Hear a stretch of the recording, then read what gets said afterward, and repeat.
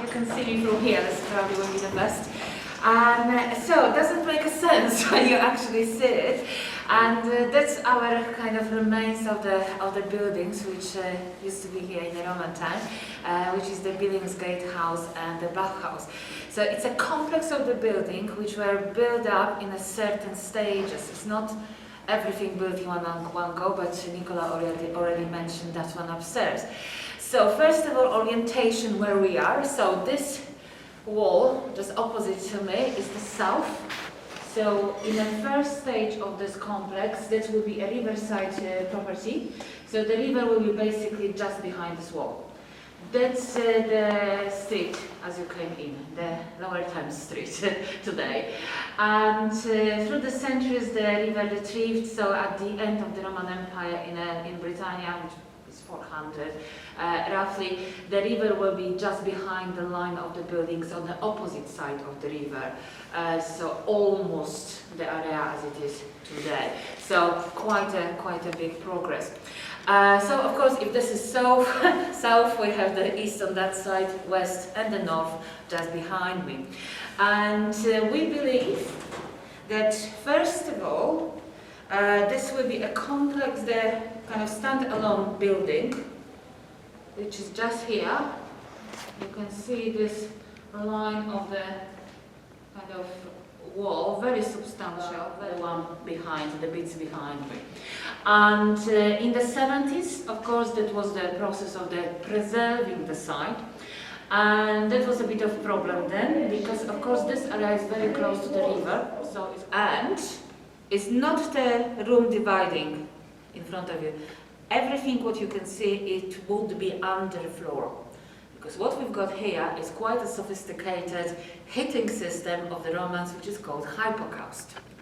And this is actually very well done, probably kind of maybe by the specialist coming from Rome, because this very first building, we believe, was built probably about 2nd century. So it will be the best moment of Londinium, the kind of golden age. And you had quite a big space underneath for air, hot air to travel quite nicely around. And also from this kind of first void, the air would travel through this channel all the way to this part of the room. And I want to comment, probably have a lot of other type of the channels, like this kind of box flue tiles. It's like kind of chimney. They are sometimes horizontal, will be quite warm, and possibly if this house would have a 2nd floor, the 3rd century of the Londinium, and that's completely different story. Of course, it's not. First of all, this extension, which is going this way, eccentric. We don't know why it was there and for what was used. Could be a small warehouse. It could be some kind of place of the liquor. Maybe some kind of celebration going on. We don't know really, but it was kind of inside the house. So could be a warehouse, could be some kind of maybe veranda in the middle of the courtyard, something like that. But definitely this building was there. And sometimes about the time like maybe some kind of celebration going on. We don't know really, but it was kind of inside. And we definitely would have before that this building, which is at the very end of the room. That's the northern wing. And as I already mentioned, possibly eastern wing. We have no evidence about the western wing, western wing, but we basically think that this complex would look like that, like a U-shaped villa, like that, and with the bathhouse in the middle. Why we think that? Because most of the villas travel, you have some kind of gap here, which is called tipidary, and that's the warm room. And you can see straight away, I don't know that everyone can see, the void is much bigger there.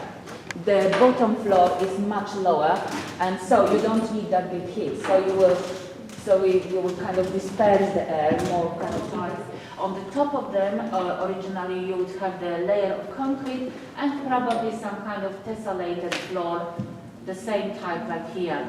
This type of floor is kind of second best to the mosaic. Of course, if you haven't got enough money, you would go for that one.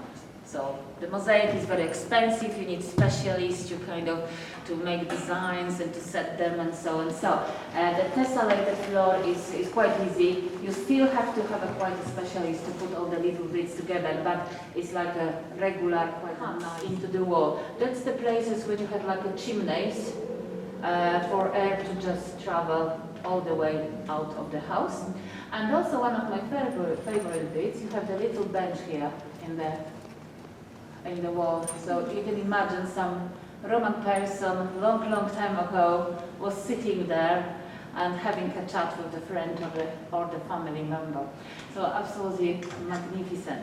This extension as well is not really joined properly. You can see these gaps here, and as well as the gaps between the bench and the main wall here. But it's definitely much better quality. The stones are very difficult. If you don't have items, you don't really have much chance to date. And there are as well theories about this place that maybe that wasn't a villa, that was a mansion. Mansion is sort of inn or kind of bed and breakfast thing. And there are theories that they built this bathhouse to accommodate the needs of the guests. You have a view for somebody climbing into the cistern, probably naked. It's not really the best kind of setup for a kind of public place. So, well, we don't know. But as I said, the dating of this site is quite difficult, and we're kind of going in the stages. That's why we're using the 2nd century, 1st century, 4th century. So, roughly, we think is that. But we do know that this place was used till almost the end of the time of the Romans in Britannia.